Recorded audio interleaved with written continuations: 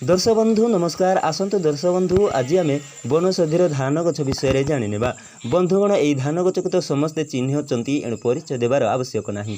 बर्तमान आसंतु आम यही गछ द्वारा किपर भाव में औषध रूपे व्यवहार करने से विषय टी जाने। रक्त झाड़ा।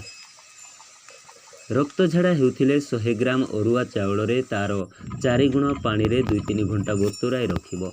तापरे चाउल को सही पानी रे उत्तम रूपे मंथा मंथी करदेव। खाली पानी तक धड़ा रंगर छाणी देव। या चाउल धुआ पानी कहती।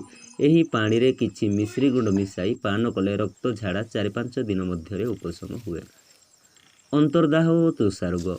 चाउल धुआ पानी गोटे ग्लास रे 2-3 चामच चीनी मिसाई नियमित भावे दिन को 2-3 थर करी पीले अंतर्दाह और तृषा रोग 2-4 दिन मध्य शांत हुए। ज्वर दाह।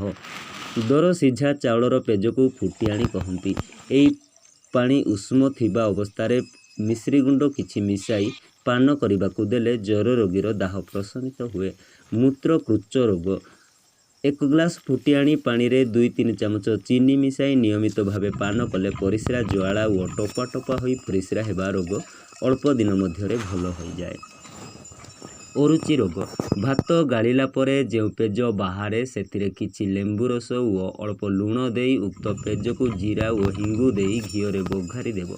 एहीपरि भावे प्रस्तुत पेज को नियमित भाव पीले अल्प दिन मध्य अरुचि रोग प्रशमित हुए। बथ बा व्रण रोग। चाउल चूना को तेल और पानी मिसाई चकटी ताकू चटुरे भाजी गरम करिबो।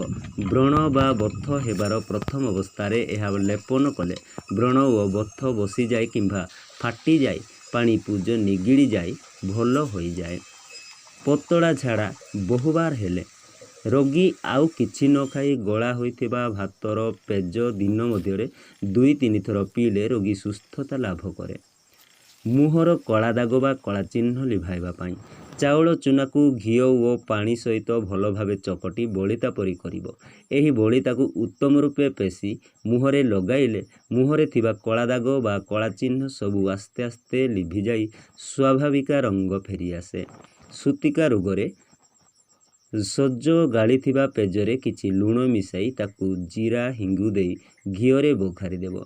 प्रसव हेबार 2-3 दिन पर्यंत पोखती स्त्री को पियाइले तार कौन सी प्रकार सूतिका रोग देह बलिवा विकार हुए नहीं।